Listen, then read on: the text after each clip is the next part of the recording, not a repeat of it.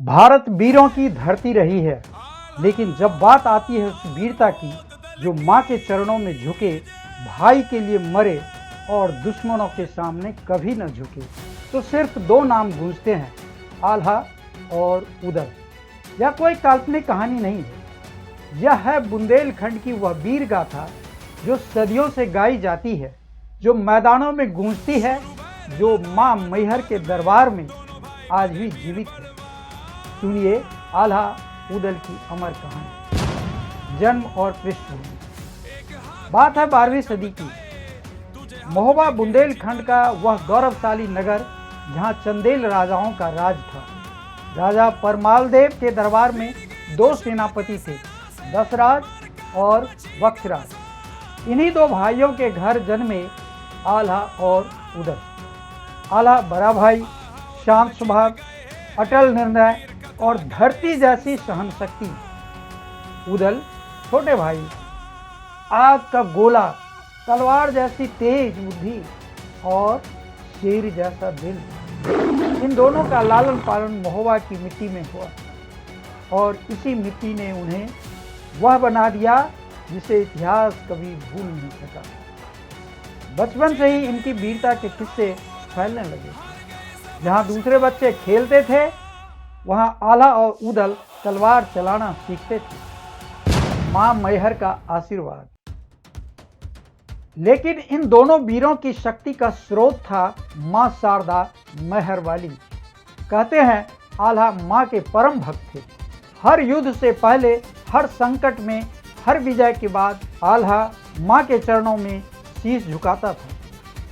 मैहर का वह पवित्र पहाड़ जहां मां शारदा विराजती है, आल्हा के लिए वह सिर्फ तीर्थ नहीं था, वह उसकी शक्ति थी, उनकी आस्था थी और उनका अस्तित्व था। और मां ने भी कभी अपने भक्त को निराश नहीं किया। कहा जाता है आल्हा को मां ने अमरता का वरदान दिया था, इसलिए आज भी कहा जाता है आल्हा अमर है।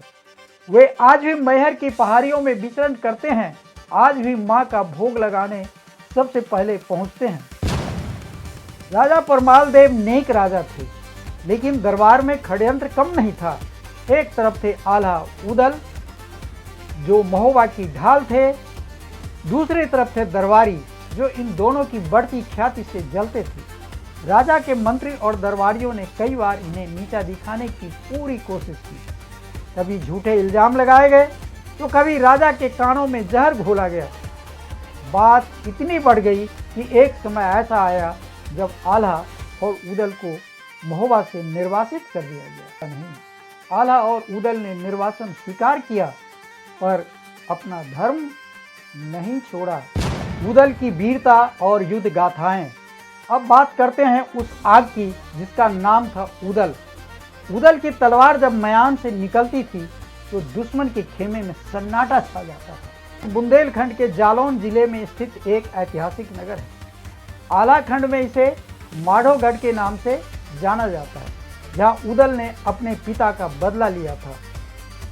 यहीं क्रियाराय ने दशराज और वक्षराज का सिर बरगद पर लटकाया था और इसी धरती से आल्हा ने अपने दुश्मनों से बदला ली थी और अपने पिता की खोपड़ी को बरगद के पेड़ से नीचे लाया था और यहीं से उनकी ख्याति बढ़ती है। दूसरी महत्वपूर्ण उपलब्धि है कन्नौज की लड़ाई। जब कन्नौज के राजा ने महोबा को चुनौती दी, उदल ने ऐसा जवाब दिया कि कन्नौज की धरती थर्रा गई। उसके बाद ब्रह्माजीत की लड़ाई हुई, वहां भी उदल ने असंभव को संभव कर दिया। लेकिन उदल सिर्फ तलवार से नहीं लड़ते थे, उनके भीतर एक और शक्ति थी, प्रेम और वफादारी। अपने भाई आल्हा के लिए, अपनी माँ के लिए और अपनी माटी के लिए। एक बार जब एक दुश्मन ने कहा आल्हा और उदल तो साधारण जागीरदार है, राजा नहीं। उदल का जवाब था, राजा वो नहीं जो सिंहासन पर बैठे, राजा वो है जिनके नाम से दुश्मन कांपते हैं। उदल अगर आग थे तो आल्हा थे समंदर, गहरे, शांत, लेकिन जब उड़ते थे तो तूफान लाते थे। आल्हा का सबसे बड़ा गुण था संयम। वे जानते थे कब तलवार उठानी है और कब रुकना है। और भाई उदल के लिए उनका प्रेम वह प्रेम था जो शब्दों में नहीं बलिदान में दिखता है। जब उदल युद्ध में होते थे आला की आंखें उन्हें ढूंढती थी। जब उदल घायल होते आला की सांसें रुक जाती। यह सिर्फ दो भाइयों की कहानी नहीं, यह उस रिश्ते की गाथा है जो खून से नहीं त्याग से बनता है। अब वह अध्याय जिसके बिना आल्हा और उदल की कहानी अधूरी है। पृथ्वीराज चौहान दिल्ली के शक्तिशाली राजाओं में से एक वीर थे, पराक्रमी थे, लेकिन उनकी नज़र थी महोबा पर। महोबा पर आक्रमण हुआ, राजा परमाल घबरा गए, दरबारी डर गए, लेकिन आल्हा और उदल वे डरे नहीं। निर्वासन का दर्द भुलाकर, राजा की गलतियां माफ करके ये दोनों भाई महोबा की रक्षा के लिए मैदान में उतरे। क्योंकि उनके लिए महोबा सिर्फ एक राज्य नहीं था, महोबा उनकी माँ थी। वह युद्ध भयंकर था, दोनों तरफ से बड़े बड़े वीर इसमें लड़े थे, लेकिन इस युद्ध में जो हुआ उसने इतिहास को बदल दिया। उदल वीर गति को प्राप्त हुई। जी हाँ, वह आग बुझ गई, वह तलवार रुक गई, शेर सो गया हमेशा के लिए।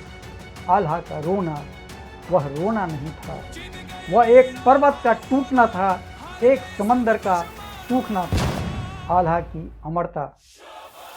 उदल के जाने के बाद आल्हा ने क्या किया? उन्होंने संसार त्याग दिया, लेकिन मृत्यु को नहीं, माँ शारदा के वरदान ने उन्हें अमर कर दिया। आल्हा आज भी है मैहर की पहाड़ियों में, जहाँ माँ का दरबार है।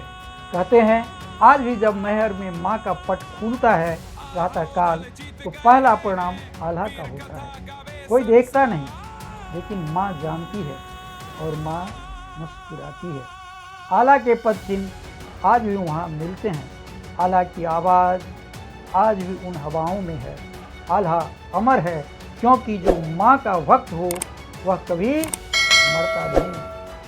आल्हा और उदल की यह गाथा सिर्फ एक कहानी नहीं, यह हमें सिखाती है भाईचारा क्या होता है, देशभक्ति क्या होती है, माँ की भक्ति क्या होती है और सच्ची वीरता क्या होती है। आज भी जब बुंदेलखंड के गांव में रात को ढोल बजता है, जब मल्लाहों के गले से आल्हा की धुन उठती है, तो लगता है इस मिट्टी में, इस हवा में, इस गीत में जय मां शारदा, जय वीर आल्हा, जय अमर उदल। धन्यवाद। अगर यह वीडियो आपको अच्छा लगा हो तो आप निश्चित रूप से इसे लाइक करें, शेयर करें और कमेंट करें, चैनल को सब्सक्राइब करें। आप सबका बहुत बहुत धन्यवाद। नमस्कार, मैं हूं महावीर प्रसाद।